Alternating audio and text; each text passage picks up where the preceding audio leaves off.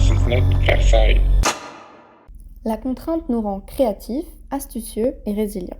Et ce, que l'on cherche à la contourner ou au contraire, une manière de la sublimer. Au quotidien, on imagine facilement la typologie d'entrave à laquelle se confrontent les architectes. Orientation du bâtiment, luminosité, volume, isolation.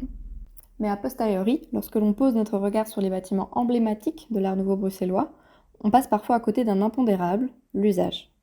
Donc, contrairement à Victor Horta, on n'est pas face à un architecte, enfin un couple d'architectes qui est aussi concept ou conceptualisant ou conceptualisé aussi. Donc, il n'y a pas d'archives ou très peu d'archives sur eux. Il y a eu beaucoup de modifications dans cette maison. Donc, on n'a pas une connaissance claire de quelles étaient exactement les volontés du couple Cauchy quand ils ont conçu la maison. Il y a des choses que tu vois, mais il y a aussi beaucoup de choses qui ont été modifiées. On découvre de plus en plus, enfin, on a de plus en plus l'impression que les Cauchy étant eux-mêmes les architectes de leur propre maison et ayant plutôt un aspect art décoratif que architecture, sans être dénigrant, tu vois, il y a presque un aspect de bricolage dans cette maison. Comme toi et moi, on va changer, voilà, c'est ça, tu changes tes lustres, etc. Et donc il y a beaucoup de modifications, mais c'était évidemment probablement aussi le cas chez Victor Horta, mais il y avait une mise en scène hyper forte aussi, tu vois. Il fait des shootings de sa maison à certains moments, Horta, et tu vois, au début, il n'y a pas du tout de mobilier, ou en tout cas, c'est du mobilier plus antérieur, et puis à un moment, il va concevoir tout, mais les choses prennent du temps aussi. Et chez nous, on n'a pas autant de shooting, évidemment. On a genre 7 photos de 1907, et c'est tout. Donc tout ce qui nous reste aujourd'hui, parfois on a quelques photos de privées, tu vois, des photos d'archives, et tu vois par exemple que sur 6 ans, le lustre de la véranda a déjà été modifié. Donc en fait, voilà, il y a des modifications qui sont faites hyper rapidement, peut-être 6 mois après la construction de la maison, tu vois. Donc bon.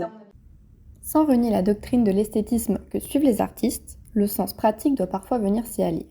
C'est ainsi qu'aux hypothèses portant sur les motivations artistiques, la maison des Cauchy semble nous crier « N'oubliez pas qu'avant d'être un musée, j'étais un foyer ». Dépasser le stade premier de la beauté pour imaginer le bâtiment comme un lieu répondant aussi aux besoins de ses habitants. Il y a quelque chose qui est assez frappant chez nous parce que donc, c'est une maison qui a été assez modifiée. Donc, si je prends vraiment le bel étage, qui est l'espace d'exposition, l'espace qu'on montre au public et qui est peut-être le mieux conservé. Donc, il y a une pièce, par exemple, la pièce, pas la pièce en façade, mais celle qui est de l'autre côté de la maison, qui est assez éclairée par la lumière, parce que donc il y a une grande fenêtre qui fait rentrer la lumière, on appelle cette pièce la véranda sur le plan. Aujourd'hui, elle est toute peinte en blanc, mais à l'époque, les murs, la partie haute des murs était recouverte de fresques, de peinture au pochoir. En fait, toute la partie haute des murs n'était pas du tout blanche, mais elle était dans des couleurs plutôt ocre et même tirant un peu vers le mauve. On a coutume de dire que c'est un peu, on voit assez fort l'influence du couple McDonald-Mackintosh, donc les artistes écossais, donc couleur blanc et violet. Et donc aujourd'hui, on a du public qui vient dans ces espaces-là, à qui on montre ces espaces-là. Donc les gens, ils voient la pièce recouverte de ce graphite, qui est un peu en retrait de la façade parce qu'il y a un petit porche qui la retire un peu de la façade, la pièce centrale, et puis cette pièce-là. Et en fait, le public a toujours ce réflexe de trouver que finalement, les espaces sont assez sombres.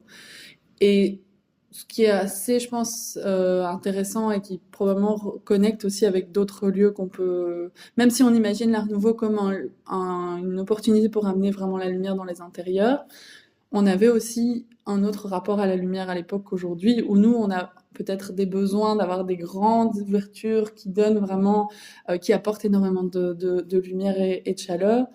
Mais on n'avait peut-être pas les mêmes attentes et peut-être pas les mêmes volontés à l'époque, que ce soit parce que quand on avait encore des éclairages au gaz, par exemple, c'est des éclairages qui sont hyper salissants. Donc, on avait peut-être plus des couleurs, des teintes beaucoup plus foncées qui permettaient de moins montrer ces salissures-là. Et oui, vraiment un autre rapport, je pense, à la luminosité d'une pièce et aux couleurs d'un espace.